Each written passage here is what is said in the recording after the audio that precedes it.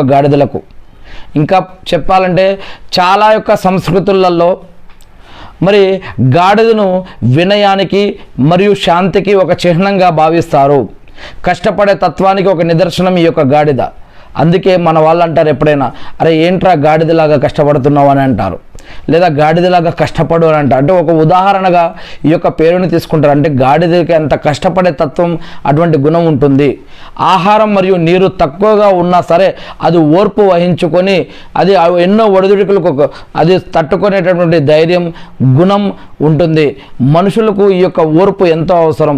ఈ యొక్క గాడిదను చూసి ఇటువంటి అలవాటుని మరి అది ఎలా ఒక జీవి, దేవుడు సృష్టించిన ఒక జీవికి ఇంత ఓపిక ఉన్నప్పుడు మరి మనకి కూడా ఇంకెంత ఓపిక ఉండాలో ఈ యొక్క గాడిద ద్వారా మనం కూడా ఆలోచించాల్సిన అవసరం ఉంది.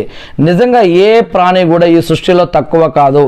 అది చీమ అయినా సరే, ఇంకా ఏదైనా అల్పమైన ప్రాణి అయినా సరే, దోమ అయినా సరే, ఇంక ఈగ అయినా సరే, ఏదైనా కూడా కావచ్చు. ఒక చిన్న గాడిదలోనే ఇన్ని అద్భుతమైన శక్తులు మరియు తెలివితేటలు ఉన్నాయంటే మరి ఆ సృష్టికర్త యొక్క గొప్పతనం ఇంకెంత గొప్పది.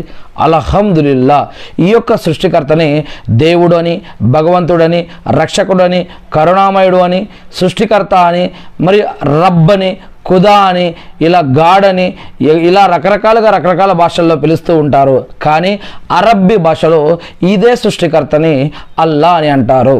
మరి ఈ యొక్క ఖురాన్ మరియు హదీసుల ప్రకారంగా చూసినట్లయితే కనుక ఖురాన్లో గాడిదను మనిషికి ఉపయోగపడే ఒక గొప్ప జీవిగా మరియు కొన్ని చోట్ల ఇంకా అనేక రకాల ఉదాహరణలు కూడా గాడిద ద్వారా ఇవ్వటం జరుగుతుంది. ఖురాన్లో సూరా అన్ నహ్ల్ 16వ అధ్యాయం 8వ వాక్యంలో అల్లాహ్ సుబ్హానహు తఆలా తెలియజేస్తూ ఉన్నారు. ఏమని? ఇంకా ఆయన గుర్రాలను, కంచర గాడిదలను మీరు వాటిపై స్వారీ చేయడం కోసం మరియు జీవితానికి అలంకారంగాను సృష్టించాడు. ఇక్కడ గాడిద మనకి ప్రయాణం కోసం, అదేవిధంగా అలంకారాల కోసం, సౌందర్యం కోసం, ఇంకా అనేక రకాల ప్రయోజనాలు వాటిలో ఉన్నాయని ఇంకా అనేక వాక్యాల్లో తెలియజేయడం జరుగుతూ ఉంది. అంతేకాకుండా ఇవి వినయం మరియు శబ్ద.